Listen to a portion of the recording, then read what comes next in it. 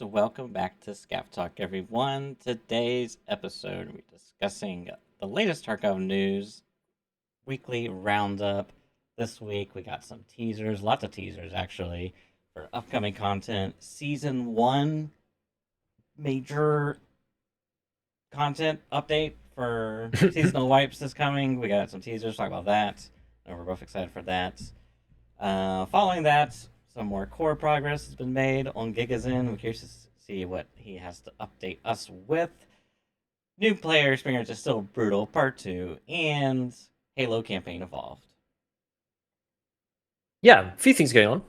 Been a little bit. We've kind of staggered across the Friday again, as usual, but it's okay. I guess we'll start with the topic du jour, which is still IceBreaker. Still going on the event slash map because I don't think it's really a strict event in the Tarkov sense, as we said previously. It's a bit like Labyrinth, so it's going to stay as far as we're aware, and for the foreseeable future, maybe it'll get changed, maybe it'll get nerfed a bit. Not many people go to Labyrinth that much anymore. Like, still good XP to some extent, and certain items quite useful to go there. But I imagine it'll be sort of similar. I mean, IceBreaker is a bit more extensive than Labyrinth, but bunch of people have finished it. People have kind of figured out the whole thing now. But the main change since we last were on the cast was they nerfed the engine room. I don't know if you've played since they nerfed it, by the way. I You have have. to tell me. But yeah, so they changed it for each grouping. So 3 players, you used to get 10 Black Division in the engine room, it is now 8. 2 players, so duo, you used to get 8 Black Division, now you get 6. And 1 player, you used to get 6 in the engine room, and now you get 4. So, I haven't played any duos or trios or anything, so I've only played solo. But I will tell you that 4 is a lot more manageable than 6. The fight feels like kind of how I think it should have been originally. I think 6 maybe was overtuned, and you really had to use cheese strategies to make it work. Whereas they kind of did 2 things in tandem. So previously, the only way I was getting through it before was doing like the grenade cheese, the smoke grenade cheese, where you chuck the smoke grenade on the floor, and then the AI can't see you if you haven't aggroed them, they can't see you in the smoke, and then you sit really still, and all the AI come down out of the little doors, and they all cluster in the middle just because they have no target, so they just kind of go to where they've been pathed to, which is all in the center, and then they all stand on top of each other, and then you peek out with the flashlight. You got volumetric lighting on, so you can see through the smoke with the flashlight, and then you shoot them all in the head in one big row. And it was what everybody was doing to get through because there were just 6 of them. It's just so hard to fight them normally. Anyway, I would say even at 4, Quite tight. I probably, yeah, it's tight. I survive more often than I die, but you have to really be paying attention. It's Yeah. very easy to die. I mean, I've died before. Just like I was watching them wander along, and then they suddenly locked onto me, and I just like was leant out rather than just doing like a quick peek to check the positions. I just sort of leant out and was watching them like move across, and it was like through a small gap, and they just went enemies and just laser beam me and just instantly killed me. Yeah. And I was just like, whoa, okay, I had to be. I really do have to be on it with them. But with 4, it feels okay because a lot of the time as well, with the way that I do it, I throw. I'm still not entirely sure whether this is actually working or not. It's hard to tell. Yeah. I throw an M67 at the back wall Mm. and then run over as soon as I can. So it's got like 4 seconds or something. And usually what happens, and whether this is because of the grenade or not, I haven't like tested it extensively, but usually what will happen is one of them will kind of stay back and you end up fighting 3. So then I'm like fighting 3 inside, and then I can push through, and the last one's like up in the back area somewhere. You just have to kind of figure out where he is. And that's not too bad, unless you end up going into a corridor and he's like right at the other end. That's kind of annoying sometimes. But if you're right up to them, there's enough of a delay where like they might start shooting, but they won't usually do more than one shot. And if you know where they are, you can kind of pre-fire them and just kill the last guy. So fighting 3 in the engine room is like definitely doable. 4, it does get a bit hairy sometimes when there's like one coming up here and one coming over there. But as I said, I do seem to be able to kill them more often than not. I'd say it's probably 4-1. I would say like every sort of 5 tries, I'll get through 4 times, and then one time something stupid will happen and I'll die for some random reason. But yeah, so that's good, and a lot of people have said it's really good. And they removed the smoke cheese, like the specific smoke cheese thing where they all cluster at the same time as decreasing the amount. It's like, okay, you got to fight them properly now, but there's not as many, so it's a bit easier. Have you had a better time with it? Did you? How did your runs Yeah. go? I mean, it has gone easy. It's definitely been easier. I mean, I've done 2. I think I did 1 solo. I don't remember how that one went though. It's quite Oh, I fun actually. do. So I I'm actually enjoying it. died. I died to the last one that was in the room because I I brought in a juice cannon, like the zero ergo suppressor. Just I just wanted to do this. I have this Yes. meme idea vision where it's like you could use an M60, or you could make a juice cannon with a FAL and a big drum mag, and get put the little bipod out and use that. Yeah. But I You're mean so desperate to get it's the bipod to work in IceBreaker. well, it's not. It really wasn't for IceBreaker. It was more just like I was like, yeah, I could like. I was like fantasizing about Tarkov, and I was just like, I know I should go to a clinician, but I was fantasizing about Tarkov. I was like, man, it'd be fun as like a juice cannon. I know the gun's really bad, but like you just get the bipod and you just camp on like a hill somewhere, and that fixes. It's like suddenly it's a good gun now. Anyways, so yeah, it was like really hard. Just wanted to use it, and I went to peek the guy because he hid in like one of the top floors around like the corner, and it was a Hmm. left hand peek because he was on the right side of it. If you're looking at the back wall, so I had to go up, and I don't remember if I shoulder stopped. I think my arm was broken too, and I just hip fired, and he just didn't die, and I died, and I was just like, I think he actually shot because my left arm was black. He shot that arm, and that's Ah, it only took 4 hits of N99, and that's what killed me. Which is, I was like, whoa. dang, I really just like readed so much there. And then and then we did another raid where we were trying to speed run. I think it was me and Kelsey, person who's like newer to Tarkov, Yeah. and which is hilarious by the way, because it's kind of like more dawned on me. It's like this is like the in game event, and she's sticking it out with us doing this, and I know it's like super stress for her, so it's really fun. But anyways, I we because you drop down into like the freezer area, and Hmm. because you can buy the little key card to like unlock the door that you normally have to go get from the scientist, but you can just buy that for like 200K. Yeah. And if you like skip all the rogues, it saves you like 10 to 15 minutes depending on how long that takes you, right? Yeah. Because we were trying to go do plant the charge on the door, perhaps, I don't Mhm. know.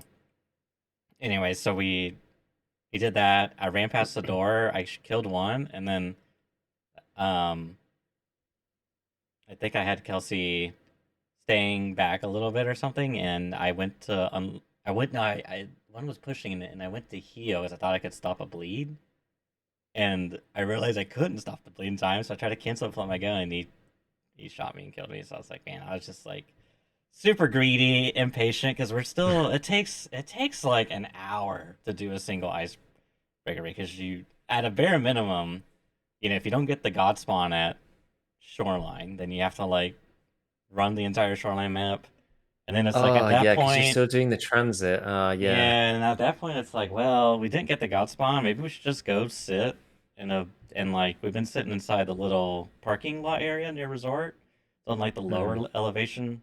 It's like a little shack there with like a dead scav.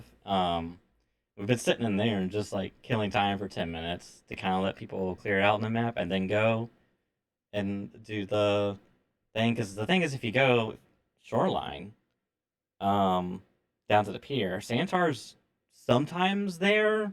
I think they might have Yeah. lowered those chances, but like it's not uncommon. So like it just adds a lot to it. So finally, and we're trying to, and like if someone dies on the way there, it's like miserable because it's like, oh, sorry, Yeah. you don't even get a chance to.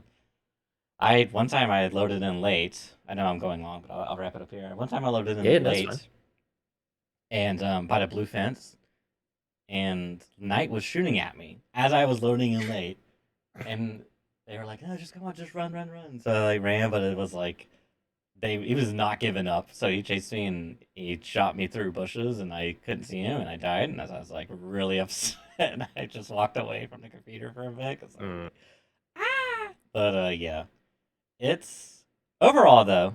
Recapping is definitely a lot easier, definitely more reasonable, and I prefer not doing the smoked cheese because I've done it.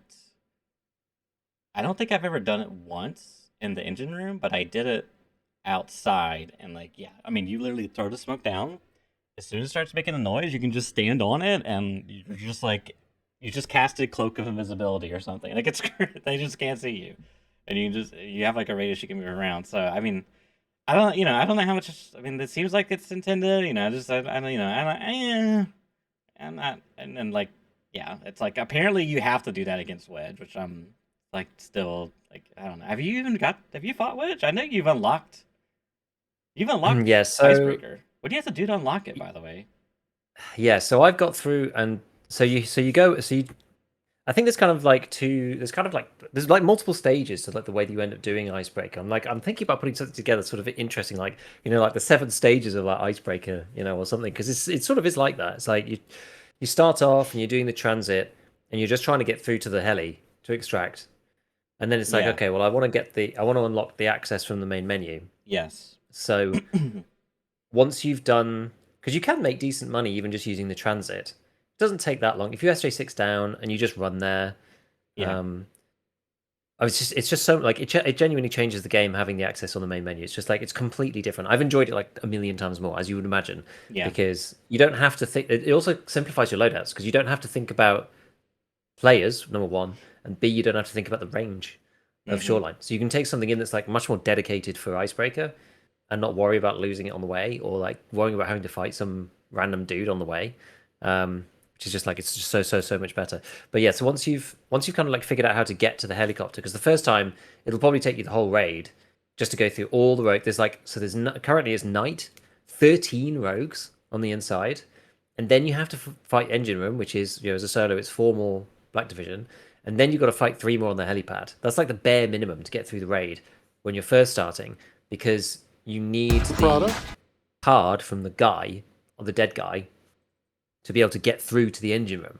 So there are other ways of doing it. You can go in to the icebreaker ship to start with, and you can go immediately right, and you can like scuttle through the rooms to find the card, and then you can retrace your steps and go back outside again, and then go down into the Mm-hmm. sort of cellar bit. So then you don't necessarily have to fight all the rogues, but you still Yeah. have to go in. Night's usually there in your face. Like it's just a pain, right? If you're going to do that route, you kind of may as well clear them all out at that point. And you do make more money for it because you get the card and everything else. So yeah, so once you're like, okay, well, I've done the loop. I know how to extract. I know how to um, fight the engine room at least, or I've like tried it or whatever. Like, understand a bit about the strategy. Then it's like, okay, well now the next goal is just to get to the chain door, because that's the thing that unlocks the quest line to get it on the main menu. You have to get to the chain door. And so then that's the point where you definitely want to be using the card. So you're either using your own card from doing a loot run style one, using because you actually do make a lot more money if you do the rogues first. The rogues themselves, they're all right, but Yeah. the stuff inside the first area, it's like that's where you fill your stims case. Yeah. Sometimes I That's found true. the what's it called, the espresso whatever, like little module thing, which is like 1.1 million if you sell it I to a haven't seen that therapist. yet. Yeah, it's like I've done quite a few runs now, and I think I've finally found 3, because there's 3 that you need 3 for the quests apparently. So I'm holding on to them. So I've not really been able to sell anything. Mm. You need those. You need the 10 newbies, I think, finding rage. You need Memento server RAM, and you need the GigaChad cryptographic processors. There's certain places where they spawn. One of the spawns is in kind of the medical area. When you first go to Icebreaker, you've got that sort of top layer. There's like the Mm-hmm. bit sort of towards the back, where there's like that second corridor on the other side of the staircase. It's like the medical area just inside there. It's like in the back room, and there's the high value spawns in there. So that's one place. If you skip those, you actually miss looting those. But Mm. if you're just getting quest progression, which is the whole point with the chain door, it's like getting quest progression and unlocking the permanent access. It just saves you so much time. It's definitely worth doing. So you get the card, you buy the card off a flea, then you do the skip. So what I've been doing then is you go down into the cellar, you throw the smoke, and you try to line. So you go to kind of towards the door, maybe a meter before the main door that goes down the big long corridor with the Mm-hmm. engine room card swipe on it, and you line the guy's finger up with like the red flare. You throw the smoke down, and then you can just sprint all the way to the end, and the smoke is like covers the card swipe. You just swipe the card and open the door and run straight through. So don't kill any rogues. Then you get the Black Division cutscene. Goes straight to Endurham. Normally, I'll go. So with Endurham, there's a room that does have some of the good stuff as well. So I usually go and look at that first, and Like that's the helicopter hard to explain. fuel Like the thingy. yeah, the fuel thing. Yeah, there's that Yeah, little room I have downstairs. found So that. yeah, so if you get to the Endurham door, I guess it would be like the right hand side door, because you can actually go in either side of the engine Mm-hmm. room. So the first one you come to, sort of the right hand side door, if you're going in and looking towards where Black Division spawn. If you go past that, on the left somewhere there'll be a set of stairs, and you just like go down the stairs, take another left, sort of go back on yourself through a little room, and then there's a bunch of loot in there. So you can loot that if you want, or if you literally if you're just going for well, I mean, there's no rogues in there, so you may as well. It just takes a bit of time, but you can put some of the stuff in your butt or whatever if you're going to die a bunch. Maybe that helps. So anyway, then you need to just deal with engine room, which, as I said, I've been throwing the M67, fight the three of them. That they typically sometimes like the thing that screws me up is when they come down to the ground floor on the same layer as you, because I'm usually looking for them up on the things, and it's hard to tell which floor they're on because of the audio. There's like three. There's like two sets of gantries, and then they can be down on the floor occasionally. But they typically will peek you. If I stay kind of on the right hand side, they'll either be in the one just above you to the right, or they'll be on the left all the way at the end. And typically my like basic kit now, I just go with like I don't know, an M4 with a Scar or a G36 or something with with 100 rounder on it. It's usually what I'm doing, just because it's easy, and you can kill them with M855 as well. But I'm usually going with 5.6A1 just because it's just easy and it just works. So you kill Black Division in there. And then you go up to the helipad. That one is kind of annoying. I usually just try to M67 like mortar bomb the guys up there. There's like three of them, and you can just like bomb them. The issue with those dudes now, and it got a little bit slightly more complicated, is that you now have to have a gas mask of some kind because they start throwing this like tear gas stuff. That's right. And the gas masks are kind of expensive, but you can get them off the Black Division guys. Some of them will. They might have them in the engine room. It's not guaranteed that they'll have them on them, but you might be able to get the good ones off the engine room guys, which is good because they've got both the sort of mouth and eye pieces. You can get the GP7s or whatever off the flea, but they're pretty pricey because you can't buy the Black Division ones. And the issue there is that you need a gas mask that's got both the respirator and also the goggles, because if you can do it with the other ones. If you get like the white scav one off the flea market, your eyes are exposed and you still get it's quite cool actually. You still get like the tear gas effect. Oh, so the white one does work. It only works half. But your health doesn't go down. Yeah. So the issue is if you don't go in with any gas mask, your thorax starts going down specifically, which is like really, really annoying. And if you're fighting the guys on the helipad, like there's nothing else you can do. They will flashbang you as well, but that's avoidable because they don't push. But with that like CS gas or tear gas, whatever it is, that'll actually start like damaging your lungs. So you need an actual respirator at least. I haven't tried it without the eyes actually, because when I was first going through, they weren't throwing the gas to begin with, and I had enough of the respirators, and I get enough of the respirators that I've never had to use, eyeless respirator. But as I said, you can buy the ones with eyes off the flea. Like it's possible. I think they maybe give you like a smaller vision these days. I'm not sure. Yeah, like the GP7s. I'm not sure. I think that's an IceBreaker update. Yeah, I think so. So you got to remember to do that. And then the guys, so usually I just bomb them. The last time I did it, it was really annoying. Like I sent like 4 grenades over, which usually it kills at least one of them, if not 2 usually. And like I didn't kill any of them. And then I just had to like fight the guys straight up, which is like, it's like a real drag. Because I just find that in that bit, it's just so tight and they'll shoot you so easily. It's so difficult. You can use smoke there. I personally don't really like using smoke that much there, but you can. Because again, like if they spot you or they aggro you for whatever reason, they will then start shooting into the smoke. And because you could only really be like left of the box or right of the box, like half the time you're in the way. Yeah. So it kind of sucks. But anyway, so you kill those 3. And then, so the route so far basically is like you've got the card, you skipped the rogues, you did the engine room, you killed the 3 guys on the helipad. That's kind of secured your exit. If people are not streaming, apparently some people will call the heli in there just to save time, because the heli stays forever, supposedly. I've not done it because like the heli's like you can hear the heli the whole time. I think some people clear the next set. So the next set of rogues, there's 6 under the helipad. I have been killed by them 1 time, but I actually don't find that fight that hard. I think the Black Division and IceBreaker is so weird because some people find certain parts of it more difficult than others. And I don't know. I feel like there's enough cover. So what I tend to do for the guys underneath, because how far have you gotten actually? Like, so where have you got to? Because you've not quite got to the chain door. Right? I've done that. You've touched the door. I have not. Oh, was this the one that bugged?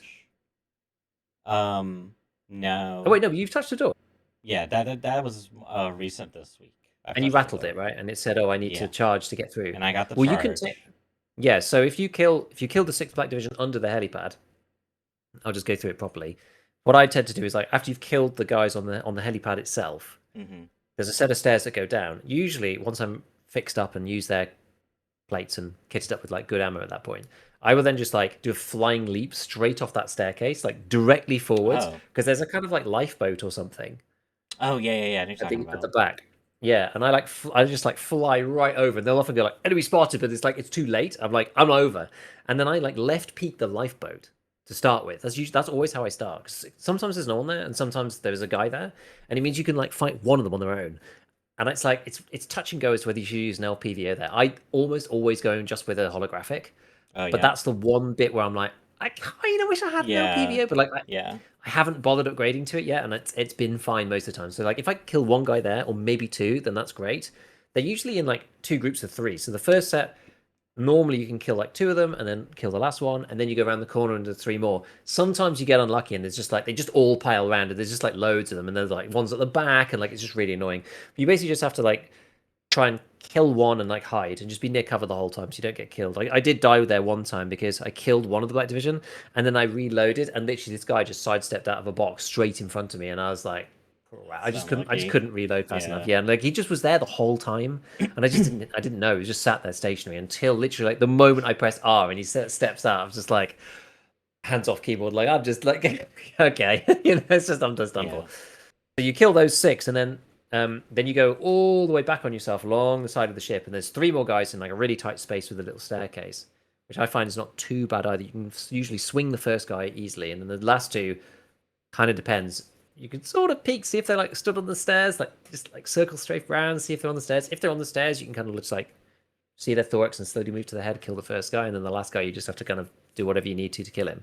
And then once you get to the chain door, if you've killed those three, that's when you can actually start doing the quest line to access it directly. You don't like that's it. So like once you're there and you've tried the door and it says I need to go and speak to Prapor to get some explosives, you can now go and do the BTR quest line. It's annoying because it's the BTR, but Oh, I okay. think it's worthwhile. I didn't know I that. think it's I think Because it's the worthwhile wiki doing. So doesn't you're say actually there that already. explicitly. I could be wrong. Yeah. Because I Let me guess see, it's a separate because it's quest not line. exactly. This is the issue because it's like it's not part of Boreas, Right, right. technically Got speaking. it. Well, I yeah, think like where I does need it to do say? that ASAP. I gotta get everyone on that. Yeah, yeah, you should. I think so. It says where is this one? So it's like you found transport, access the icebreaker, find a way in. I think I think it doesn't say it at all. Actually, and you might be right. I can't remember what it's called. The quest line. I've got it written down somewhere. Where are you?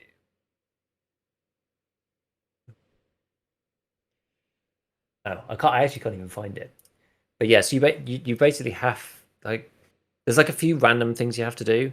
Hmm. It's just again, it's just BTR stuff. So you just have to like find the guy Yeah. and then do things for him. One of them is mark the transit from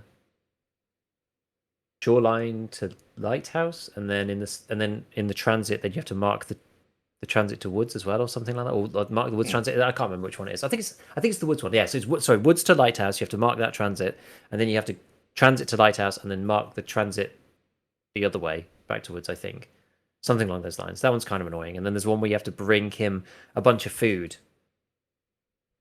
and you're technically not supposed to be able to do it in the same raid. So if you have the quest before, you go to him, he gives you the quest to give him some food.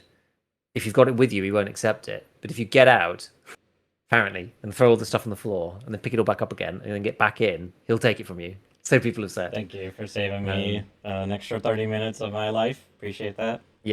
Or apparently you can like Alt F4, but I think the throwing stuff on the ground is like quicker. Yeah. Um,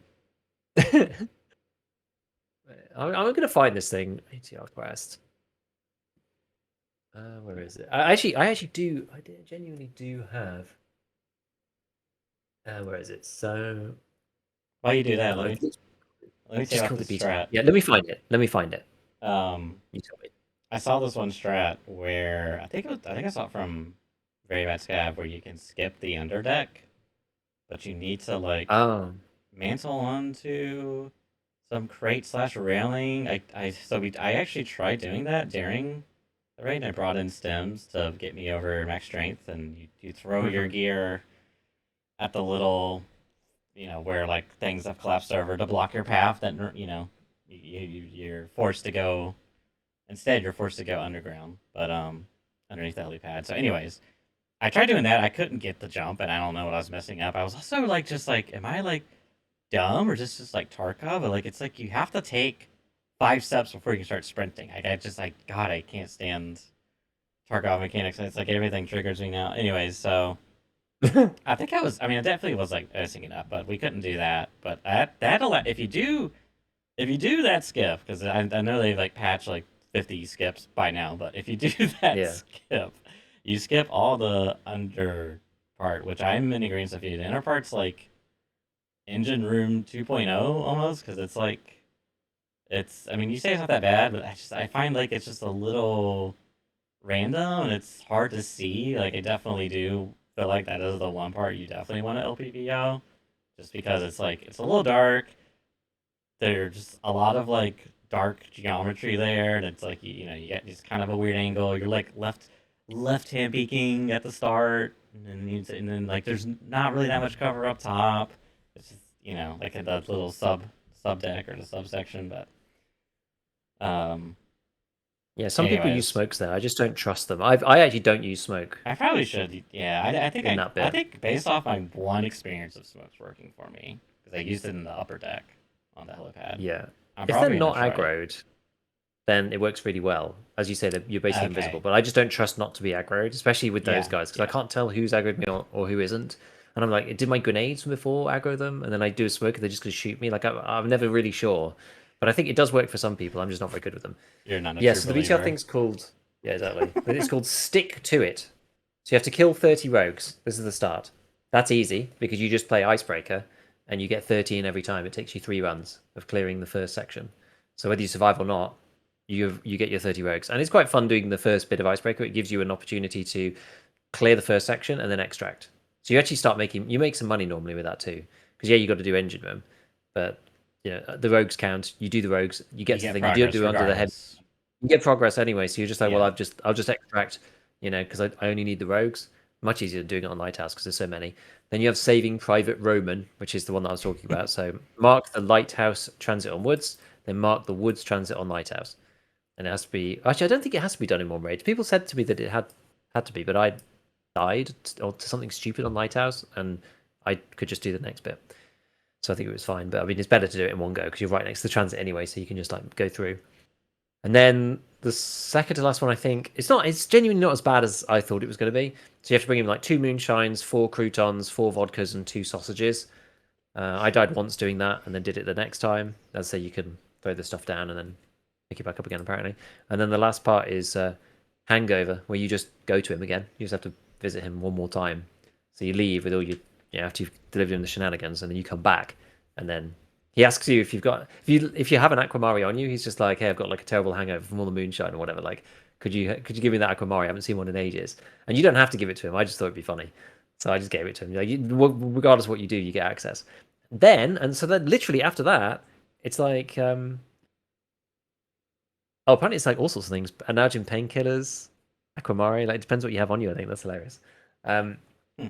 but yeah, so after you've done that, then Icebreaker appears on the main menu, and you pay 400k, and you're just Oh, in. that was the other thing I was curious about. If you still had to pay, but that makes sense. Yeah. Apparently, if you're transiting, there's a way that you can pay for the transit. You could do something stupid where you can like pay for the transit, but you transfer the rubles into the like transit, like send it back to your base window, something dumb like that, and you end up not having to use all the rubles because like you need But 400 to get into the window to do the transit in the first place, right? Like pay the rubles to get into the window, but you still have the 400. They only disappear like after the transit or something like this. So you can like just move the money back to your stash in the transit window or something like that. Maybe they've patched it now. I don't know. But some people were saying like, yeah, you can, and there was a certain amount that you could do. I'm not sure. I can't remember yeah, exactly. I like didn't bother doing it. I three couldn't be asked, hundred but sixty yeah, thousand all of that. So maybe. you had, Yeah. yeah, something like that. So you can like transfer a certain amount through the window, so it That's ends up being so like funny and less than clever. half the price or something dumb, which is quite funny. Um, yeah. So anyway, so it cost you the full 400, but like, oh my god, it's so liberating. Like I started actually enjoying the process like a lot. once you could just go and not worry about it because it's like full PvE. You don't have to worry about people at all. Like it's really quite like, oh man, this is like, and it's like very set route and like it's kind of the same every time. It's quite like satisfying actually once you get through it a few times. Yeah. So yeah, I've definitely enjoyed it. It's like the enjoyment has like spiked a lot since then. It was a bit of a drag for me before. I was just like, oh, like doing the shoreline bit, like, oh, okay. Yeah. Time to run across the map and like, oh, maybe there's some annoying guy with 6,000 hours with an MD on the roof or whatever, which happened to me, which is annoying. Or you get down the next time and there's a freaking tripwire. It's like, can we just like not do this? Like, this is so lame. Really, what's the point? Like, actually, what's the point of this? It's just so annoying. Yeah. I mean, it's definitely died down a lot now, so it's Yeah, you still got to be careful. But yeah, it's yeah, you have to be definitely careful. But yeah, when you could just go in from the menu and you're just like, I'm just gonna buy. I've got like, some kind of semi like super ergo, turbo ergo, like tiny short barrel yeah, garbage, like G36C with like 100 rounder on it, and you're just like with M855, and it's like fine, I'm just gonna clear the rogues with this and just make some money. You know, it's so much better, so much yeah. better. I will say I was doing a little. Occasionally, I'll get in these loops where I'm like, I'm like done playing Tarkov, but like I want to sit there and like stare at the gun building screen and like build something, Yeah. my gotta satisfy my ADHD or whatever. But I was looking at an M4 and I was like, because I think M4 is probably like prime icebreaker, just because a lot of the rogues have that ammunition. They Hmm. have they almost always have, um, at a bare minimum, I should say, 55A1, and sometimes Yeah. they'll have M995. And the M4 is just like highly modular.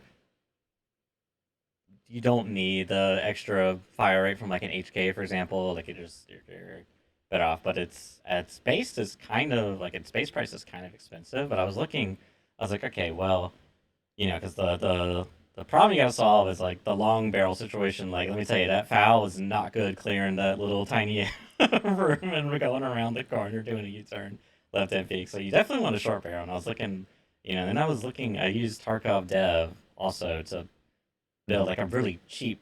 I was looking at like kind of like a really cheap budget type of build. And I will say the new building, even though it has some things I don't like about it, the fact that like going from a very long to like a short isn't that much. Like you're losing a decent, before you would lose like 20 ergo, 20 recoil, whereas now you lose like maybe like 5 to like 6, depending, maybe more. But the ergo swing is like 80. The ergo is like a Yeah, it's massive crazy. change. So the big problem with the going off the super short ones is you end up having just a ton of ergo that you don't really need. Like you could easily get 90, 80 ergo with like Hmm. and putting on like very cheap and expensive parts. Like it's super easy. So yeah, I was looking at some builds and I think there's, maybe a fun little video idea challenge whatever for you, but I think there's a build because there's the one for mechanic you can buy that's like 80K. It's in stock M4, but it's like I don't know what it's called, like CR2. It's got like the Chris rail on it, the Chris Defiance rail, Okay. and it's got like this, iron sight that's not the carry handle. It's like the little, I don't even know what to describe it. It's a slightly more Hmm. modern M4, but it's like Okay. 80K.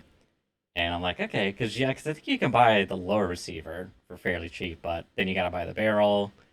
Like if you're buying if the I'm not sure what the exact price difference is if you build it all out, buy all the parts versus buying a complete M4 and modding it from there. But I was able to get a pretty good, like, that my thought was like, okay, well, can I get something better than the stock M4, or like around it, like you could buy Yeah. this and just run this, or you could do these little few things and make it much more efficient.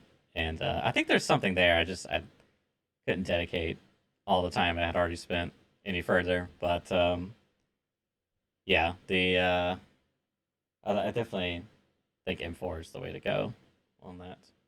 Yeah, it is. It is pretty good. It is pretty good. So I mean, I'll just finish off, just like round off to like where I've got to, because I've Hmm. not finished everything yet. But once you get to the chain door and you buy the explosive from Prapor, and you go back and you do the full process, and you get to the chain door and you blow it up. Right after that is like Mr. Wedge and his bandit group of goonies following him around. And there's three of them plus him, so there's four, and that's the way you just need to smoke. The very first time that I did it, and again, if you're doing the rogue skip and you're also accessing it from the main menu, you can get through quite quickly because then it's like engine room, three rogues, six rogues, sorry, Black Division, three more Black Division, and then you're in. Um, and so yeah, I fought them twice. The first time I was like, let's just see how to play it like normally, just see what it's like. And it's like you peek, and there was unfortunately one in the hallway, which seems to be kind of unusual. But I peeked around, and there's one in the hallway, and I went back and looked at the clip, and it's like he's shooting at me like within the human reaction speed window. So if you don't know he's there, like by the time my like eyes have registered that there's an entity there, I'm already getting shot at, and like 3 shots later, I'm dead. It's just like okay, like I don't know how fast you respond, but especially when you're trying to like pass a whole screen, it depends. Like, there's a difference between like wait for the blue thing and then like press the button when you see it, right? Versus like looking down like a complex scene in Icebreaker in an area you've not been in. It's Yeah, like yeah, it's totally different. So like I yeah. look down, 200 milliseconds later, I'm getting shot. 350 milliseconds, I'm dead. And like Yeah, in it's a little first rough. person, in real time, without knowing the geometry of like the area, it felt just like Yeah. just like and I'm deleted. So I was like, okay. People were like, yeah, you got to use smokes. So I was just like, okay. So you really, really, really do have to use smokes. They will just delete you otherwise.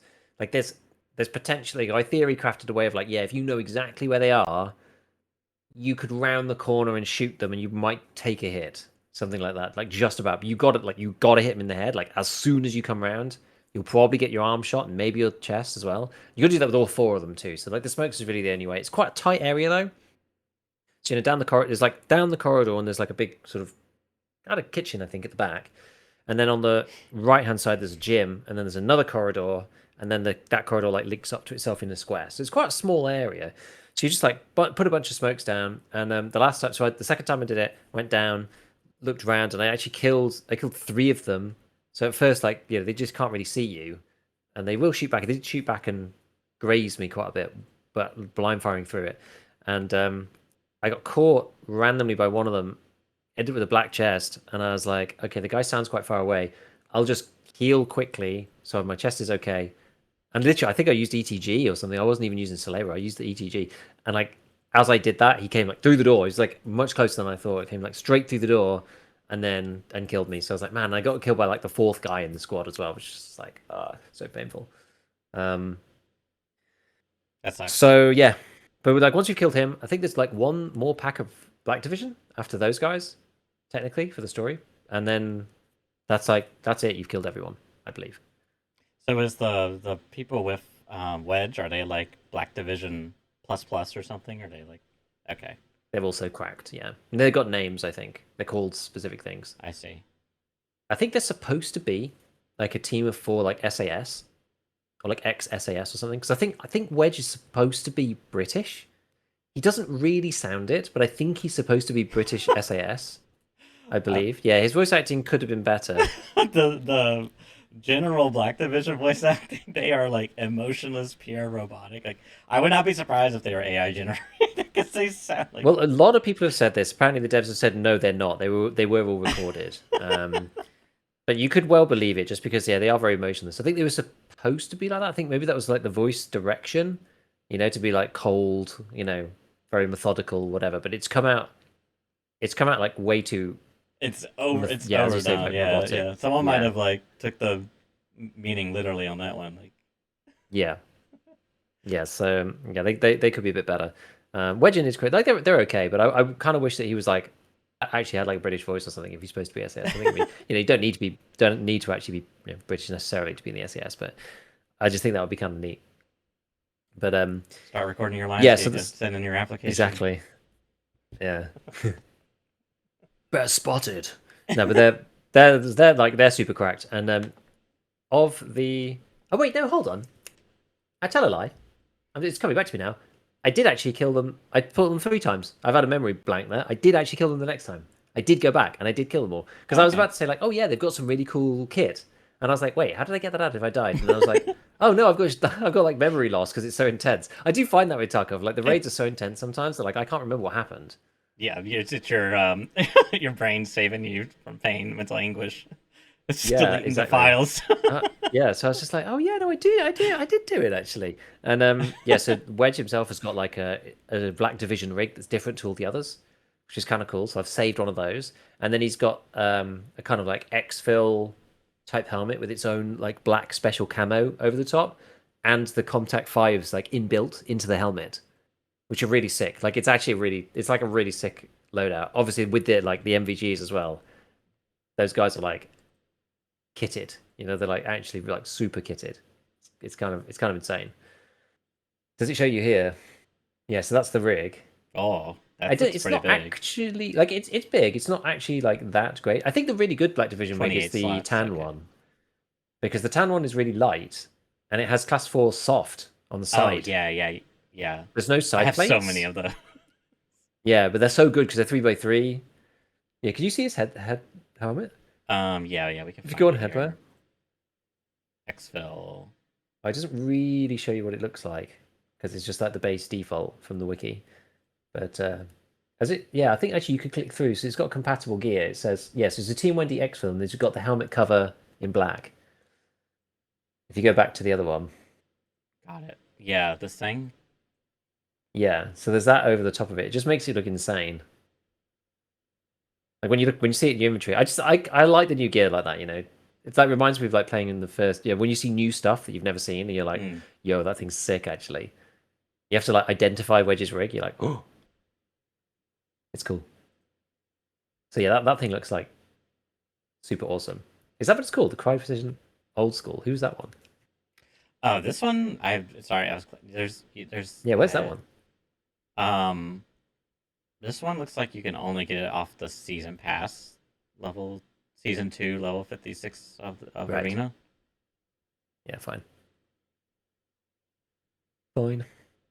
So yeah, so yeah, that's the deal. So I'm going like back through the story now. So I did the first bit where you have to like get to the kind of crew quarters, but I didn't really have much time by the time I got there. That's my like least favorite thing about the underneath of the helipad. It just takes a while.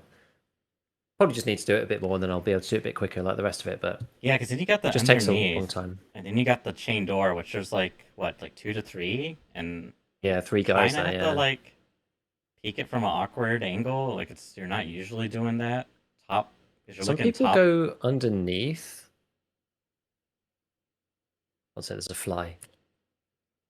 Some people go underneath and then shoot their heads, but I died doing that, and so I don't really trust it. So I tend to just stay on their same level and kill them there. I did You have go one up though the where like I killed the stairs. first guy. I did last time Oh, okay. because they went up. So I went Oh, up the okay. stairs. So I come from the underneath bit, and then Right. I get up the stairs early, go Oh, okay. along the edge of the whole ship onto their level, and then I just like go along the right and then come around the corner and kill the first guy. That's Oh, usually what okay. I do. And then the other two might move. So you can't peek it anymore from the left because they start being able to see you over the balcony if they go up. So then Mm. I'll like move in. I'll check to see if one's on the stairs. Sometimes you can just see their legs, so you actually can kind of guess where their head and thorax is and start shooting as you swing round.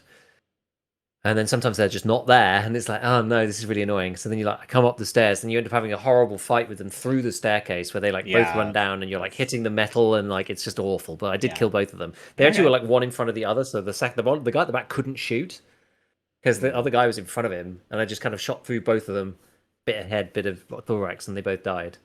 And chat was kind of like, "What the hell was that?" I was like, "It worked." So it's like, "Shut up." So yeah, it's a bit of a mess. But yeah, once you get into then you got like the crew quarters afterwards, which you can loot in. But I've not spent enough time there yet because like by the time I've got there, even using the skip, it still takes me a while to do solo. So that's the next part I got to do. But I feel like I'm getting there. I feel like I'm getting there. But yeah, seriously, unlock it. Just do it in the background, like just lie in a bush for an hour and then go and find the BTR or like whatever. Just use woods, run to the USEC checkpoint and just like lie there and waiting for the BTR. It's like it's well worth it. It makes the icebreaker thing so much better. Yeah. Yeah, I'll have to do that. Yeah, that's good. Okay. So that's a lot of icebreaker stuff. So Nikita did post after they made all the changes. People were saying, like, some streamers were saying, like, make icebreaker harder again. It's now too easy, and other people were saying it's still too difficult. And it's like you're never gonna gauge the difficulty properly for everybody. Like after people figured out how to get it from 6 to 4. So after people figured out how to do it with 6, then when they changed to 4, a lot of streamers were just like, oh, it's too easy. It's like it's too easy. And some people were still complaining about it when it was like 4, and people saying it should make it harder. Some people saying make it easier.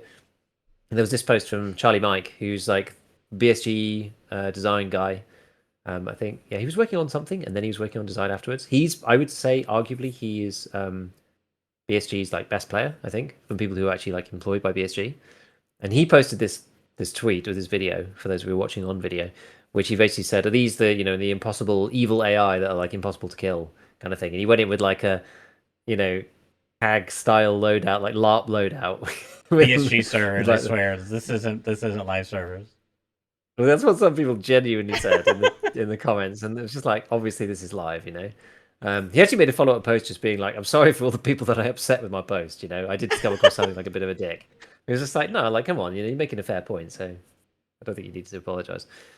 But yeah, Nikita himself was just like posted saying, "Send OK to make it harder, send DAR to make it easier, send Kek to keep it." And I was like, team keep it, just because like just stop messing around with it. I think there was, yes, maybe it was too hard for casual players to start with. That's fine. It was probably too hard for me without the cheese. But like now it's 4, 6, and 8 for the different squad sizes. Just like you just got to keep it now. Just keep it the same. The thing that like kills the casual guys at this stage is like every time you go, the behavior is different. If you only get a few runs in an evening and then you go to work and then you come back the following night and it's like BSG have patched it and they act differently again. Like everything that you learned on night 1 is now, for nothing, because you're now going to relearn it because you haven't been able to sit on it as soon as the update came out, like the streamers can. So they just need to keep it the same for a bit, which I think they are doing, thankfully. Yeah, so it's doable now. It's not easy. It is doable. Yeah. But yeah, it's still fun. It's still fun.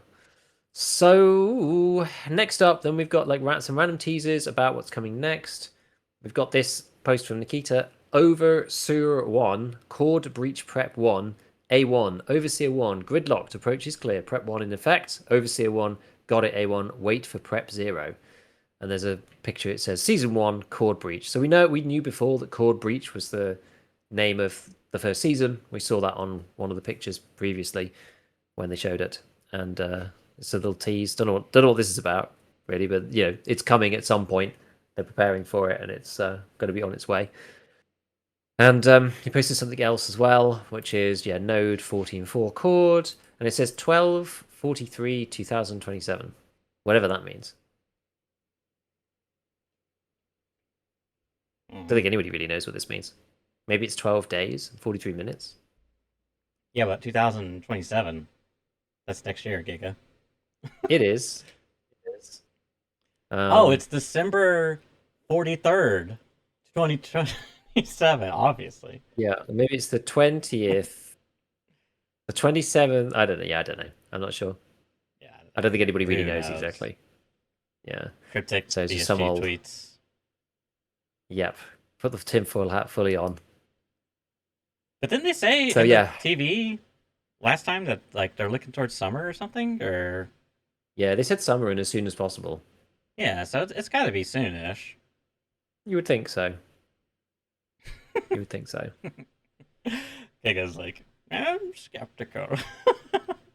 Yeah, I don't know. Well, we'll see. I'm not really Yeah. sure. Yeah, we'll see. In the meanwhile, Nikita posted a tease for an event. So there's a funny event coming. I don't really know that much about it, actually. Mm-hmm. And it's some kind of like, it's a guy with the zombie overlay around the edge of the screen. We only saw this kind of purpley yellow thing when you get infected by the zombie. And the guy in the screenshot is using an XTG12 stim, which was the way that you got rid of the infection last time. And then the next one is again somebody who's infected, and there's like a huge row of crates. This is underneath the bunker up by Sniper Scav on Woods, because there's a big long kind of tunnel bunker in there that ended up never really getting used for anything. And there's just like loads of weapon crates and loads of weapons just scattered in this place, it seems. which is kind of interesting. So whether that's like a zombie thing specifically or something else, we don't really know. But it seems like it may well be to do with this community event thing. So Nikita posted here. Many have tried to survive, but not everyone managed to inject the precious antidote. Upcoming in Hunger Games show match event. Oh, there you go. You're trying to like increase the contrast or Yeah, I something, can't see or brightness. anything. Especially like I don't have my. Okay. Does that make it a bit easier? Yeah. Looks like there's meds on the ground, like gun and stuff. Like an Ash 12, I think. Yeah, there's like a. You got the big wooden crates, and then you got. There's definitely loot at the end there, Hmm. and then like a weapons case. Sorry, what were you saying? Yeah, so Nikita posted another thing saying many have already tried to survive, but not everyone managed to inject the precious antidote. Upcoming in Hunger Games show match event. And there's like a dead bear, some crates, more crates, and then a guy with the XTG, I think, who's also dead. I'm not sure where he is. There's like some fishing stuff. Is that woods? I think it's all woods, isn't it? Is that woods there? The second picture, I think it must be. Looking fairly woodsy to me. Yeah, I think so. And this is to do with there's an event, and I don't really know how this came about. There's a guy called Mr. Suo, which is interesting. It was the same. I don't know if that's how you pronounce it, but this is the same guy.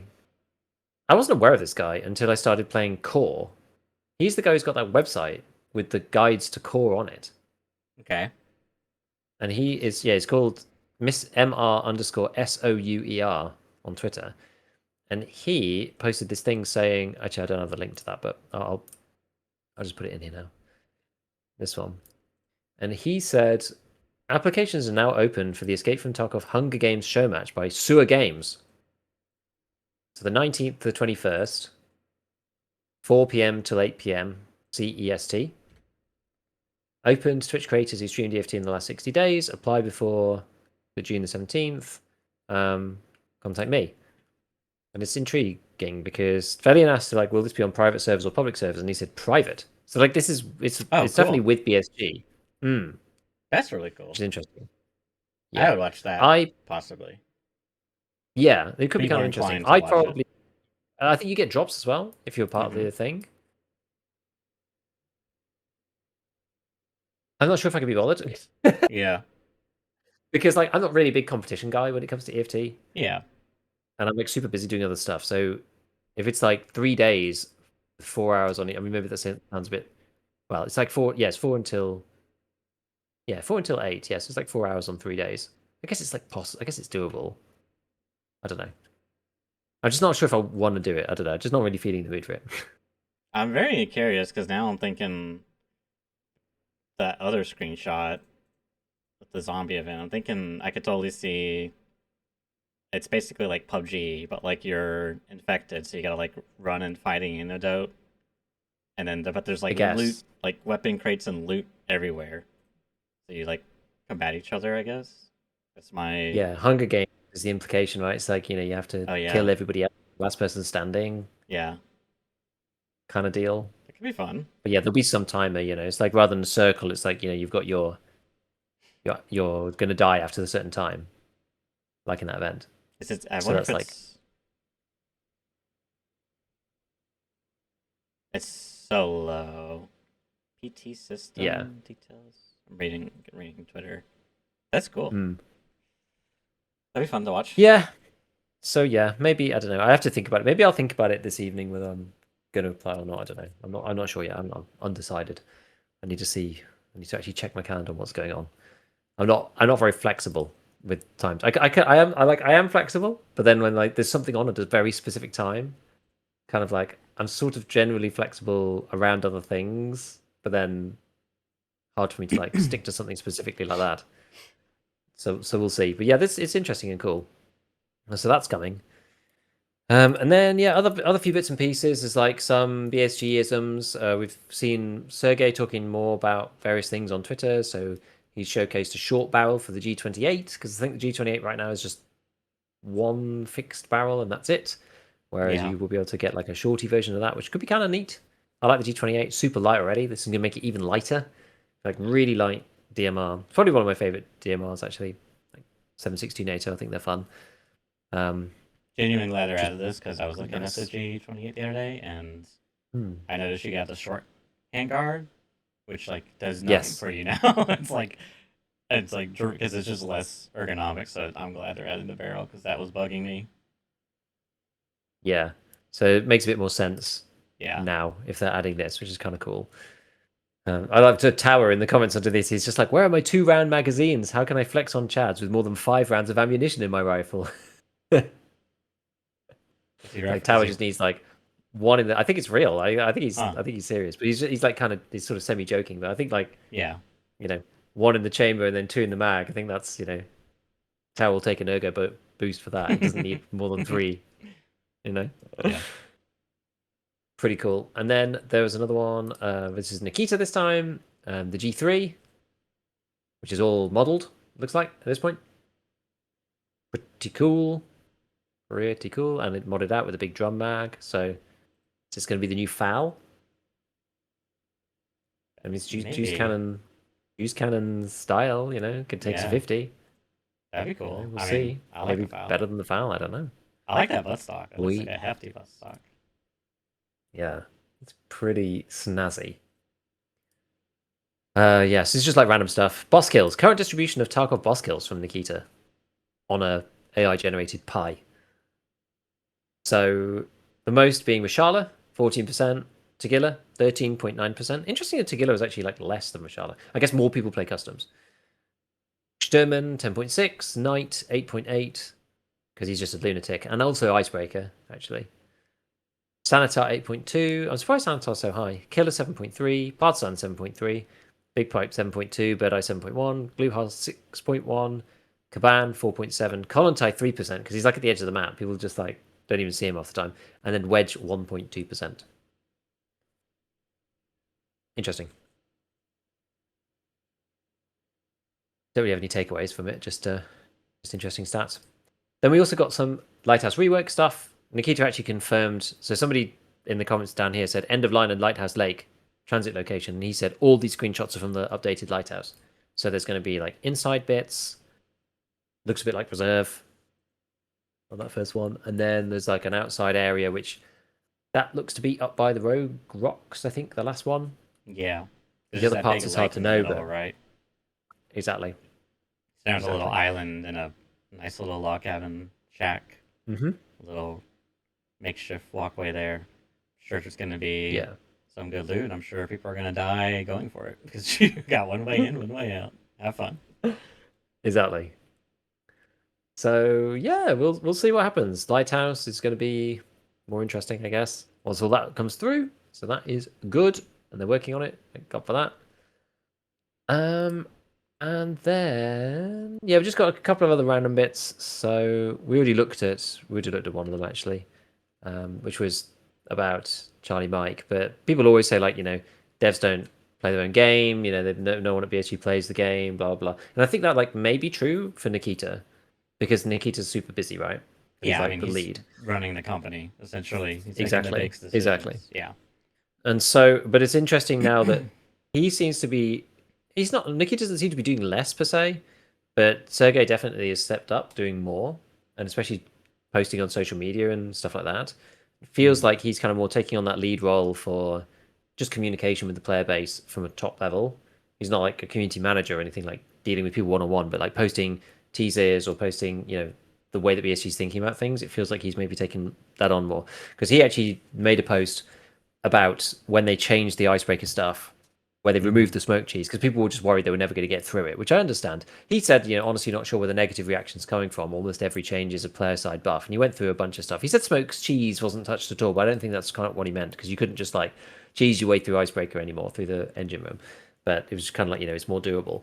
But the important part of this is that somebody said like you guys need to start playing your own game and stream it. I want to see you use the shoreline transit and clear the icebreaker, blah blah blah.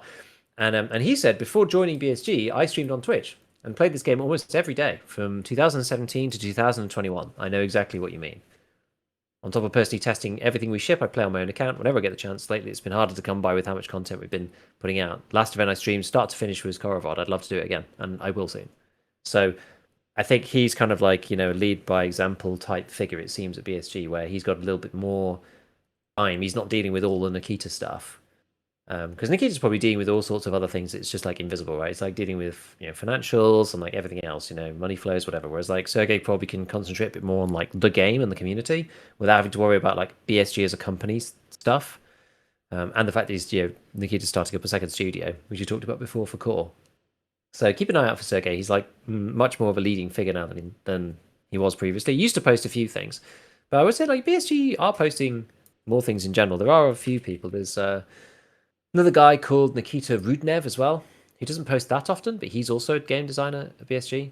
And yeah, so he replied to Charlie Mike's one originally saying, claiming the developers don't play their own game doesn't apply to us. So there's like this sort of, it's like the next level of people at BSG who are now becoming a lot more vocal on Yeah. social media about what's going on. And it's interesting seeing them posting more. It's good. It's honestly good. Yeah, it's super I feel like fascinating maybe they too. got like approval to post or something. Yeah, I don't even know, but it is very like out of the norm for usually any company in general is just like it's like the social media account person managing. They like know nothing. They know like five things about the product, or it's like an AI bot. It's like, wow, thank you for your comments and feedback. We'll be sure to Yeah. pass it on along to our team members. So it's a unprecedented thing, and it's cool. I mean, I do feel bad because it's like God, it's like just dealing with the mass of the internet. You get the full spectrum of people. So I've already seen Dom getting hate and stuff, and that's to be expected at this point. But it's still, it's a tough job and whatever. But yeah, I think that's cool. I like. I felt like in general, like BSG has gotten a lot better. Not only like being less, what's the word, less like isolated in a sense, Mm. in like their own way, and they're much more um accepting of like criticisms and feedback, Yeah. um whereas I think like there was a certain time where it was just like, shut up, buy our game, play it. But I wouldn't say that, but that's just how that's just how it felt. It's like, or you wouldn't even get that, you just get like, yeah, plus more five more scabs in your raid. It's just like crazy stuff. So I like it's always fascinating with BSG. Everything that happens, just always a fascinating endeavor. Like, even like, did we talk about tar coins last week? I think we talked about them in general. But yeah, because that was the change since we last talked. Was now they're in Tarbank, if I'm not mistaken, of on streets, Yes. and you can just loot them in Yes. saves. And I was like, Yeah, I think so. I think I saw this and I DM'd you, and I was like, this is kind of wild. No, it's like they're putting in like, I didn't expect them to put in like currency that you're gonna use to buy cosmetics and maybe stash lines and other stuff in the game. That's like very unexpected, but it's also like tapping into like a lot of the like mobile Eastern market type of stuff as well. Like, it's just so like bizarre. But it is cool. It's cool. I saw that like when they first, because you can list them on the flea, and like, where's the, do you have the post on here? Currently, yes. Which one? Um, let me just check our DMs because I can probably snag it from you. From our Yeah. DMs. Yeah, here we go. Uh, oh, it's gonna open in the other browser. Let me grab this. The post says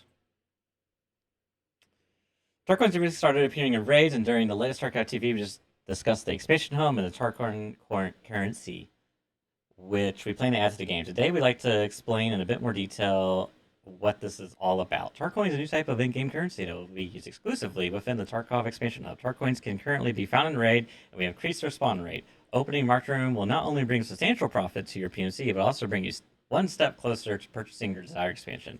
For a limited time, you can also list Tarcoins with the found in raid status on the flea market, trade them for valuable loot, earn in-game rubles, and help other players acquire this coveted currency. The ability to trade on the flea market is temporary and will end when the expansion hub launches. So they're like injecting the currency into the market before it's there, which there's definitely it's super interesting because I think I saw the early screenshots of people listening to Fleeing, it was like 100 million or something ridiculous, and that has like drastically come down since because I mean they have no value right now. It's just like I don't. Everyone's just kind of guessing. Yeah, I mean, what are they at now? Are they like 100K for one?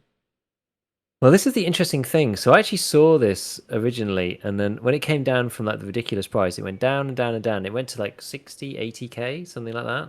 Yeah. Um, and I was like, I think it might go up from there. It's currently at about 170 per Okay. coin. I should have just bought a load at that point. I kind of Yeah, felt like kind I of. was almost certain that it was going to go up a lot.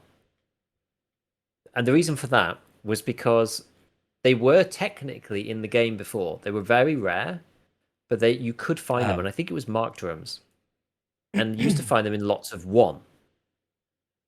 And when they first arrived in the main game, BSG made two changes. One, which is to put them much more commonly around in various places, still rare-ish, but more commonly Tarbank and all the others. And the second change was that anybody who had a Tar coin previously, it turned into 100 Tar coins. So the flea market was full of people selling 100 Tar coins. You see, at these sort of inflated prices. So there was a lot of people suddenly coming to the market with a bunch of these things. So once the people with stacks of 100 had got rid of them, I see. then it was only the supply in the raid, and the price went up. That's kind of what was my theory. And I should have just put my money where my mouth was and just did it, but I didn't. And now I'm sort of regretting it. But I don't really know how many I want to buy because like 100 and it's like are you gonna what's the going rate for these things gonna be? Yeah. Like how much is it gonna be to buy them? You're gonna need like 1,000 to buy like the basic thing. Well, a Well, that's the. 1,000 tar coins, and the Yeah. current rate is gonna cost you like 170 mil in game. Yeah, but it's free. You're using your pixels, Giga. You are, but I don't have 170 million. And am I gonna grind out 170 million? Like, do I Liquidate your want to do that? stash. I mean, You yeah, can I you could. can convert Really. your pixels into real money and then convert it back into pixels. That's awesome. Yeah, pixels that don't do anything even. It's even better, the pixels that like buy other pixels that allow you to shoot pixels at other pixels and kill them. I could convert those into real coins, which then turn into pixels that just make me look good. It's genius. Trip or drown. Drip or drown, bear man. I love that bit in that Junker video. Yeah. Where it's like, are you talking about the William Dafoe one? Or maybe I'm thinking of a Uh, different one. I'm thinking of the one where it's like the guy with the bomber beanie. Yeah. It's got that like crazy track in the background. The on Junker where it's like it's just one of the little short skits within the Mm-hmm. Junker video. I can't remember. It's called the Wipe. Is it the Wipe 4 or the Wipe 3 or something? I can't remember which Mm-hmm. one it is. And it just like switches to the U-Tech. It's just like triple drown, bear man. He's got like the hex grid on, and it's like the camera's moving around. It's got that Yeah, like yeah, that's from that music. that's like a meme from William Dafoe. Like someone's approaching him in the street. And he's like, "Oh, what are you wearing?" He's like, "Oh, I Okay. got this," and he's you know he's just wearing like the most basic stuff I think, and he doesn't even know what he's wearing. It's just funny. Oh, I see. I actually didn't know the reference. I Yeah, just love yeah, that clip on its own anyway. yeah. No, that's a good clip. Well, super awesome edit. Yeah, it's really good. He's a legend. Cool. So yeah, so that's most of that, and then yeah, they don't play their own game. Yeah, Tarcoin. Cool. Yeah, I think that's all of the stuff for Tarkov land for me this week specifically. Have a bit for core. We want to have a little touch on core a little bit bits and pieces here and there. Unless you have anything else to add from No, no. Tarkov, Icebreaker, or anything else, Mm, your side. not that's all later. Yeah, go ahead. What you got? So quick one for core, nothing too crazy. They technically added. So I think I said previously that there was 5 ranks within core. This Okay. is so as a brief reminder, core is the like weird browser mobile game esque Yeah. pre-game to fragmentary order. Nikita's new sci-fi title, which is being made by a different studio in the Middle East. And you can currently play this thing called Core, and it's a bit like a sort of hacking game, sort of proto hacking game type thing, like in browser. And within this game, you get there's possibility to get early access to Fragmentary Order, the real game, which is going to be some kind of shooter plus like meta elements, a bit like Tarkov in some ways, the RPG elements over the top. And there's 5 ranks for like people within this system. The first one is like Foundation. Wait, no, is it? What is it? Yeah, so I think it is Foundation, and then it is after that Pathfinder, which is what I'm at, and then Torchbearer. After that, it's the Pillar, and then Forerunner. So the Forerunner one was literally like 100 people who finished all the ARG before everybody else, and it's closed now. So they're slowly opening the other ranks. So you start off as Foundation. If you don't want to do the annoying like hardcore version of Core, where you have to go through the whole ARG, that you start off at Foundation, and you can earn Pathfinder later, I think, by doing various things. If you do hardcore, then you can get through to Pathfinder earlier, I believe. I think like you just have to complete the ARG bit and you get Pathfinder.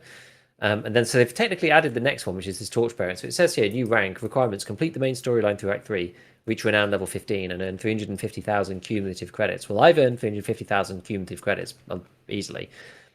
I'm currently renown 15.23, so I'm there. But then you have to complete these 2 storylines, which are, one's called like Black Ledger and the other one's called something else. But currently, it's not like fully fleshed out, so you can't actually do it. So we're sort of stuck. There's like the way the story is right now. Nobody can do it. No, I don't believe so. Oh, it's okay. like the storyline is like stuck. So we either need to. It's either like an ARG thing where we need to figure something else out, or they just haven't like enabled it yet and put it in the game, because it's like it's being built kind of in real time. It's like riding the train with the tracks being built in front of it kind of system. And apparently like only a couple of people, I don't know much about the dev company, but people had said, who knows whether this is true or not, but people had said that like there's only a few people working on this and most people are working on the main game, which is evidently sensible. I can well believe that. So we'll see. I don't know. Like I keep up with the 2 discords. There's the official one, and then there's the Nice Guy Sons of Soon one. And between those 2, there seems to be pretty much all the people talking about it. To be honest, that's like where the vast majority of the Forerunners are. All the guys who were doing the ARG in the first place. It's where they live and talk about various things. So currently, it seems I keep checking in. It's like doesn't seem like you can actually do it yet. So yeah, I don't know. We're kind of like working undercover for this. We're like working for like the man, but we're actually undercover, and we're like investigating our boss because he's like a drone maker. This is like one of his hobbies. And but there's like in the main section, there's like a drone building thing, but it hasn't opened up yet. So yeah, we're kind of like just waiting to see what happens with that. So stuff's changing over there, but we'll see. We'll see what happens. Probably slightly more exciting than this is the other bit, which is some screenshots from Fragmentary Order that came out the other day. This is Blue Mars, which is the first map. According to Nikita, the maps are going to be like 5 times larger than EFT. There's going to be vehicles. But it's not like necessarily an extraction shooter. There's like it feels like it's mostly going to be an extraction shooter, but there's going to be other mechanics to do things. I don't know whether you can just like do loot drop-offs or whatever. I imagine it's kind of like all the things that Nikita wanted to do within EFT, but like never really was able to. Are probably going to come to this game in some way. So yeah, there's vehicles and the maps look kind of sick. It's like the rocky barren wasteland stuff, whatever. But yeah, we'll see. We'll see how it goes. But yeah, need to wait for some proper gameplay before we can really figure out what's going on. I like the top comment on Nikita's retweet of it, which was like, if somehow Jaeger makes it to space and makes me sit in a crater for 30 minutes with low oxygen, I'm uninstalling. It's fine. But yeah, and as a reminder, this thing is on Unreal. Yeah, I was gonna say it looks like Unreal 5 for sure. Unreal 5 does look pretty good. What was I playing recently that was Unreal 5? Can't say for certain, but yeah, Unreal. Oh, I wasn't playing. I was watching footage. I remember now. Upcoming topic. Yeah. Cool. So yeah, so there's not a great deal of update yet, but yeah, some more screenshots. They're still developing this like strange mini game thing. To what end? I still don't really know. Other than getting if you get to Torchbearer, which looks like it's coming soon, then it'll be what's different about this? It's just like elevated priority for early deployment. It's the only difference. Just like puts you higher in the queue. So yeah, we will see. Um, let me tell you about a couple things related to Halo. Well, actually, let me jump back now. I told Kelsey I wouldn't share details of our adventures together. Um, But no. But it is really just, oh man, I was like, I said this to her and I think she thought I was joking, but like, I'm genuinely envious that I can't like wipe the slate clean of my own Tarkov knowledge and memories and like start it from scratch because like it's just like the dichotomy for is just sure. so different, you know, and it's like like everything is like so much more intense. Like now it's like I'm like an adrenaline junkie. It's just like yeah, you know, just like running past AI, like you know, running past speed running icebreaker, trying to you know, it's just like it's just so different. So anyways, yeah, it's been fun. I've been trying to like we've been trying to balance doing icebreaker and doing quest and loot runs for her. Like we were doing a little bit of streets to hit the tar bank, but because the Mm. Tarcoin event happened and Tarcoins is spawning in those Oh, saves, people were all over that. So that kind of died out pretty fast. But you know, just doing what level is tasks. she? 25 last I saw, maybe 26 now. Um, Getting there. and yeah, it's it's good fun. We actually the one of the things too is like BSG's default keybinds are not all of them are terrible, but like there's a lot of them that are pretty bad. You know, um, Yeah. and they're usually like I don't small even know what they are tweaks. now. It's so long since I used the default keybinds, and mine are so mangled at this point after like so many rounds of changes. I can't. I Yeah, have no clue what the default is. well, there's just like little minor things like the mantle being on space, so now like when you jump, it's on delay. You know, like that got Mm. her. Oh, It's like she missed the jump, and I yeah. was like, I know what that is. Let me change that for you. The default leaning being toggle. I don't know many games that have done that before. I mean, it's been a. Mm. I don't even know, but I've always liked hold. I'm pretty sure. So I, because yeah, if you, because it's, because I noticed she often got stuck leaning. It seemed like because if you lean one way, let's say you lean right, and you're like, oh, I want to like stop leaning right. Let me lean left to like cancel it. It doesn't do that. You do the full transition. Oh, you lean right to left. Yeah, yeah. So you Do you have don't. to press it again to Yes, unlean? yes, Yeah, it's weird. yeah. So like yeah, because if you want to go neutral, then you would have to press right again, which I don't find intuitive. Maybe some Yeah. people do, but that's them. Um, oh, what else? I don't know. You know, even like the med stuff. Like I remember one time she was talking about I need to bind this to a med, and you know, like you don't. I don't like reaching past like four on my key lines. But you know, you can do like five and six and whatnot. But you know, there's like little because they do have the you can bind stuff to multiple keys. They just have to be on a different setting in terms of like Yeah. press, hold, continue, or what is it like release, press, continuous, and double click or double press or whatever. Yeah. So you can like do, you know, like the classic metric. I think from like I learned from Meter U or One Peg millions of moons ago, where you put like your hemostat on press four and then like your Salewa on release four. It makes it like you know very The simplified classic. and easy. Yeah, one button to solve it all type of thing. So yeah, I mean, there's just a lot of like, and then like I was trying to show her, because I died that one raid because I was doing something stupid on Icebreaker, and so I was like trying to like, she was doing engine room by herself, and Jerry did pretty good, um, Hmm. all things considered, but it is just like super overwhelming. You know, everything's it's yeah.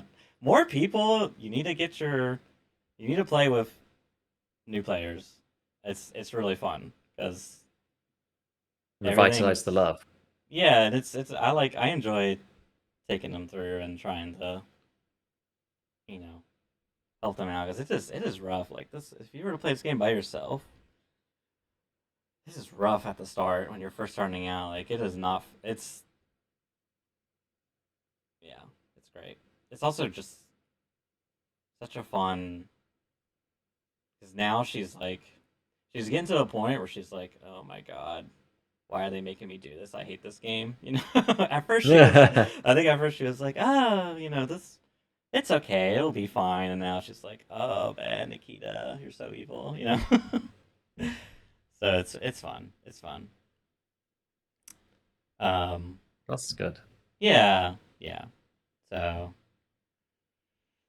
Live there vicariously was, through your new players. That's yeah, it's fun. I really like I like that experience. It's you can't you just get to watch. It's like watching a child grow up. It's kind of like that. Honestly, it's fun. So it's good fun. Okay, so moving on. Let me show you Halo Campaign Evolved, which is Halo Studios remaster, I guess, or what's the words? You got like remaster, remake. I guess this is Hmm. more of a remake. This is a remake. This is in a new engine, the Unreal 5 Okay. engine. They're taking the OG Halo game from like early 2000s and uh, remaking it in the Unreal campaign. And they're using, I think they're also combining it with one of the newer Halo engines as well, newish. I think it's Halo Reach. I'm not too keen on a lot of the stuff. So a lot Was of that the the newish one, the multiplayer one, or no, I was think that something was else? I Halo forget. Infinite. But they're Yeah, using I'm not a I big Halo guy, so think they're using a lot of assets from Infinite. I've heard. I don't know. I don't really, which makes sense, But what um, happened to that game? I think I think it's fine. It's like you know I don't know. It's a newer Halo game. It's there's yeah. I think it had a rough start because there was like some questionable screenshots and low quality janky stuff. But now Hmm. I think it's like totally fine if you want to play a new modern Halo game and like a more open, because it's more of an open world Halo game, which is new from my understanding. It's kind of cool. But anyways, this is that classic Halo campaign, which I adore. I mean, every 5 months I might go back and play through Halo and see, maybe a vanilla experience, maybe a mod experience. It's a fun campaign. And now there's a new thing to play, kind of a new fresh painted coat. It's pretty cool. The Unreal stuff can do a lot of like lighting quality detail and very minor texture. It's really just lighting is the biggest thing. Like the reflections, like Yeah. you got very basic stuff like this, like back in the day. Like you would shoot a plasma rifle down a hallway and like it would like cast a tiny light circle on the floor as it traveled, whereas like this is like you can it's like taking in the material and the lighting is doing all these crazy calculations. So it's a lot more sophisticated and looks flashy. But anyways, it It's like seems like a lot of that thing you people. showed us like a month ago, with the lighting update, and it's like this changes the game, made it look modern. Yeah, it's genuinely, it is pretty cool. It's just the often the hardware and some trying to get that balance there. But they released this to a couple content creators to play and demo like this level in particular, and a lot of people said it ran good and it looked good. They had fun, so it's, I don't know, it might be something I end up purchasing just because it's such a foundational to my gaming experience growing up. Played this, a lot of fun memories playing local co-op and campaign with a friend. Um, so yeah, it's pretty Those are the cool. days. Yeah, and speaking of the original Halo, there's a mod I came across on Twitter. Someone, Athena, Gold Athena, released a female Master Chief. Essentially, they completely redid all the voice lines and in their voice, and now you can play as a female Spartan, which is super cool. And the voices sound amazing. There was also edits done to other characters to like change over pronouns and stuff, so everything is like you're super immersed, and Yeah, it's just really cool. I like stuff like this. It's like little mod. Yeah, that sounds neat. Yep. And what else? What was our other topic? Was that it? Uh, Yeah, I guess that kind of was it, huh? I didn't really have that much this week yeah. going on. I've just been playing IceBreaker, Kelsey and the gang. Um, here and there. We played a little bit of Project Zomboid because Kelsey really likes Project Zomboid, and I've played it a few times by myself. I played it a few times with friends, but I've always just kind of had a hard time getting into it, just because Me too.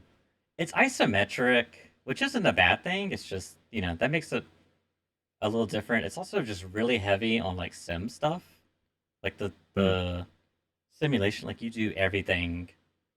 There's like you have like temperature on your body, individual body parts, and like the clothing you wear affects that because the insulation, and you can like see all this stuff. You can wash your clothes because if you don't wear dirty clothes or bloody clothes, you can get sick more easily, and it's like super hyper realistic.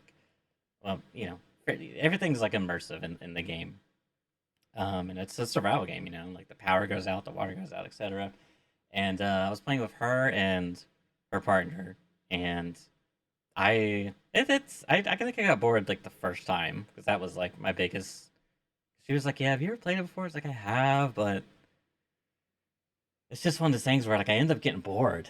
It's like it's Mm, just because I don't have that growing up on multiplayer first person shooters. Like that's kind of like my baseline is kind of there. It's like some single player games, you know. Um, I play like especially when I was younger, I would finish a lot of them. But like as I've gotten older, like it's just so hard for me to sit down and like boot up a single player game, like The Witcher 3, for example. I never finished it. I got like yeah. maybe halfway, never finished it. Just like then one day, just like got bored and stopped playing it.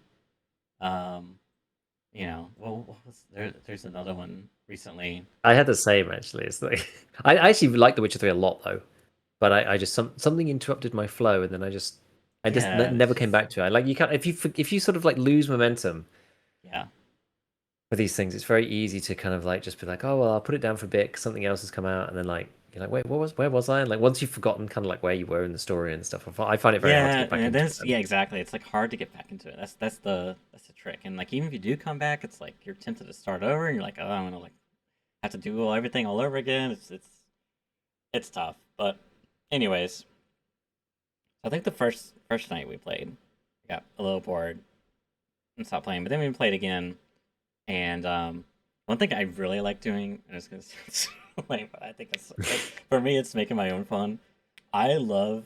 I used to watch the streamer Moon Moon. Have you ever heard of Moon Moon? Heard of them, never watched them though. Yeah, I used to be an Overwatch streamer, and then they transitioned to a variety streamer. But anyways, I remember watching them play Project Zomboid with a bunch of friends, and they were doing like a RP server, and just like because have you ever seen like the GTA RP stuff? Again, I've seen it. Yeah, yeah. So Not like, something I follow, but yeah. yeah, of his existence. I used to watch Moon Moon play that too, and because he's at one, I don't know what he is now, but back then he was like a pretty big streamer on the platform. Mm. Um, and he was coming into like a new space. He got like a lot of like special privileges, and people would like craft events and stories around him and stuff. And I'm sure he was working behind the scenes or whatever. And it's really fun. I like that space because it's a little bit of like improv and a little bit of like it's actually a lot of improv, but Yeah. it's good fun. People often there's a humor component to it at some point, which is just really fun. So yeah, I like playing as characters, but I like playing as really awful characters, like Michael Scott type characters. Do you know The Office? I know you probably know the British one with what's I've his been meaning to face. watch the US one, but yeah, Yeah, I've seen the British one. yeah. I've watched one episode. The British one is like super offensive. It's like he's actually just like it's interesting because the American one, Michael Scott's got a little bit of a redeeming quality to him. You Hmm. know, like he's a deep down, he's a flawed character, but like there's parts where he's like learns and grows and like but he's still that flawed character, and it's often played for a comedic bit. The other one is just like, man, the British one, the original one, really, he's just like, man, this guy's an ass. Yeah, This guy's just a bad person. But yeah. that's He's just that's part basically of the like, funny. That's part of the funny bit. It's like this is a very yeah, awful scenario, but it's it's entertaining to watch. yeah. It's like fringe theater kind of almost. Yes, It's just like yes, someone who's so ridiculously unself-aware. There's actually quite a lot of British stuff that's like that. hmm. Which is Very just like British yeah, just thing. like Yeah, just like yeah, it's very British, I think, to have that. It's just like just excruciating social situations to just to watch through, just to experience. It's like the yeah. experience rather than like you don't really enjoy it necessarily, but it's just like It's a car crash. You can't look away. It's yeah, kind of thing. cringy. Yeah, Yeah. yeah. Yeah, I meant to watch the US one. Apparently, it's very good. Apparently, it's very, very good. Apparently, it's, different but very good, especially after this because the first two seasons are the same, I think, and then after that, it kind of does its own thing. But apparently, it's still decent. Different, but still Yeah, decent. yeah. No, it's a. I've probably seen it like 3 times now. It's got like a love story arc as well, which is really cute, and lots of funny bits. Some great characters as well. But yeah, so that's my guilty pleasure. I like playing off the people, and RPing is it's fun. It's fun. But yeah, so So that's like, kind of what. so did you enjoy Zomboid in the end? Like, what was the deal? Because I sort of just was like, It's not like really a enough happened, and yeah. like people love it. It's one of those things. You probably once you break through the barrier of the game, you then play I like think 500 hours. I think it's a multifaceted thing. I think it's like interest because I'm very like even though there is a lot of mechanics, it is like because it's not first person. You're doing more. It feels like you're playing more semi type of gameplay, like Sims. Yeah. And so that makes it a little less flashy, if you will. But it's a Hmm. survival game, so you're still surviving. But I think a lot of it's just like it doesn't tell. There's a tutorial now, but it doesn't like tell you what you need to do next, or you don't really know what's upcoming. So like as a newer, uneducated player, you kind of just like do the same thing a bunch, and then you die, and you're like, well, that was like, I don't know what I'm. You know what I mean? It just feels kind of like Yeah. not satisfying. But there's like tons of systems, and so I think like there's a little bit of like education. You need to like at some point once you're like investing in a game, then like educate yourself, and that will probably increase your interest and investment. Because then you're like, oh, I know how to do this now, or no I need to do Yeah. what general idea. Um, and then and yeah, I would say like for me like a good 2 hours is like about when because we play last night for about 2 hours and um around like yeah the last 30-minute mark I was feeling the boredom and tedium creeping up. But I think I just get a lot of satisfaction out of like making people laugh and doing stupid shenanigans. And I mean, you can really like, yeah, I made this when my first character was like a super nerdy. I guess he really wasn't a bad, awful character. He was just maybe a little bit, but he was just like a super nerdy um guy, and I would just make these remarks like I miss my waifu, my black katana, Sakura. She was forged in the fire. So, like, if only I had Sakura to protect me. And we looted like pillow. One of Mary found some pillows, and then she was like, "Look, Terrence, come look at your bedroom." And she put the pillows and like lined them up to where it looked like a body. It's like, look at your body pillow. I was like, oh my god, Sakura's at you. Just stupid stuff like that. Yeah. Just for me, it makes it so like I would love to play in a really big server and like just Mm. do because it's kind of like it's a bit like in Tarkov where you're playing with someone and you're like just kind of like shooting the shit, so to speak, in between while you're moving Yeah. from one point of interest. It's kind of like that, but you're like playing a character for laughs, and like saying some dumb stuff or whatever. So yeah, Yeah, I can't remember how much I've got it here. Let me see. How much did I actually play? I feel like I didn't play enough. It feels like one of those games where I feel like I played some hours, but then I'm thinking like probably didn't play that much actually. I think we maybe like cracked it out at a LAN party because we're like, oh, this would be fun because everyone can play. Yada yada yada. Yeah, I've yeah, that'd I've be only fun. played like I only played like 2 hours in the end. Yeah, I think, which is just like nowhere near enough. It was just like, yeah, we just didn't really know. Like, no, we didn't have anybody that actually knew the game. yeah, yeah, So it's yeah, just like 8 of us just like wandering around going, oh, we've all found food and okay. yeah, And yeah, some of us have died and then we got to try and find each other again and then we find some more yeah, food and then okay. Like we didn't really know because it was so sandboxy. We didn't know what we were aiming for. yeah. I think that's the. I think because right now they're. I mean, that game's been in development for a while, but they're. As I understand, Kelsey was telling me, there's the main build, and then there's the multiplayer build, or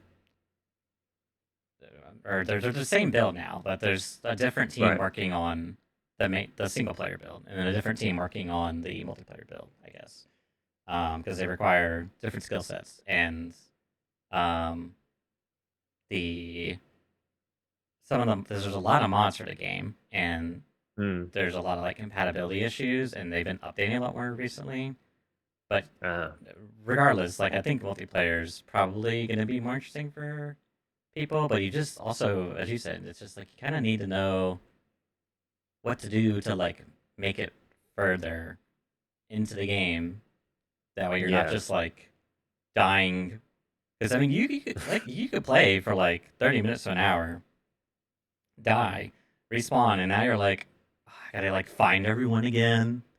It's like you don't know where you are. Yeah. It's got a certain level of tedium, but I think it's a nice game that you can kind of like pick up and play for 2 hours with some friends, and then like close that. It's like your adventure is like on pause, save, and then you can go back to it later and play it again. I think that's kind of probably for. I guess it's got one of those nice loops where it's sort of rogue light because you go through and you do the stuff and then you die and then you start again and you go through and you do the stuff and you die and you start again. So it's sort of it's quite nice in that respect. Um, but yeah, I feel like it just could do with a bit more signposting. It's like Tarkov doesn't tell you what to do, but you can sort of intuitively see like, oh, I got to complete this mission and I've got to hide out with like upgrade stuff, so I've got to find these things. Like you kind of like broadly know what to do generally, even though the game itself is like very obscure. But like what you are aiming for, like ultimately for the short and medium term, is like it does implicitly tell you just with like upgrades and whatnot. So you sort Yeah, of I mean explore it's the like game with these few goals, survive, and right? then But other then stuff it's like happens. Yeah, it throws problems at you. Like I think the power goes out or water goes out, so now you don't have like mm. now you have to worry about, well, how am I going to get water? Because previously you were like drinking from the sinks of the houses, and now that's like eventually that will run dry, and then the power's out, and it's like, Yeah, well, how am I going to see at night? It's just, and then you don't know what you don't know. You don't know that you can craft this, but you need this to do this, and where to yeah, find this. It's like a lot of problem solving, and you don't really know it till you're faced with it, and it's just you have to like commit. You really have to commit to it if you're not like because the zombies, I wouldn't say you're really that threatening. They're just like most of the time you get caught off guard. Is really the thing. Like there'll be like a zombie in a yeah. closet, and that will get you if you're not careful. The classic. Yeah, the classic closeted zombie. I'm coming out. Brains. So yeah, you just need a little bit of if you like the gameplay. I think it's a good game. I think it's a good game. Classic Yeah. manage the meters. Yes. No, that's the thing, isn't it? Mm-hmm. Meter management. Yeah. Yeah. No. Maybe we'll get back into it at some point. Yeah, yeah. I don't know. We've got our summer land coming up again. Oh, yeah, that's I fun. can't remember when it is, even August or something, sometime Mm-hmm. around then. So the one that we usually go to. So sure, there's a few games. I think some people I've been busy, so I've not been able to really jump on in the evenings with people, but they were playing some like hide and seek type thing. I can't remember what was it that they've been playing. Let me have a look. I got it yesterday. Is it called? Because I don't really keep up with indie games, to be honest, most of the time. Mm-hmm. So yeah, it's almost like a hide and seek type thing. I'm not sure it is. Anyway, I don't know. It was somewhere in our chats, but it seems to have disappeared. I'm sure I saw a version somewhere. The name of it. Yeah, it's just like hide and seek. Because remember, we used to play this hide and seek. Hide and seek servers for CS sometimes, and they're like so far. Like prop hunt in particular is like absolutely Yeah, hilarious. it's classic. You're like, yeah, and so it's sort of like that. You're like invisible. It's like a chameleon kind of thing. I don't know. Anyway, people have been playing that. Always playing like some stupid indie game within my friends group. Usually, whether I join or not depends on just how busy I am. Yep. Yep. Yep.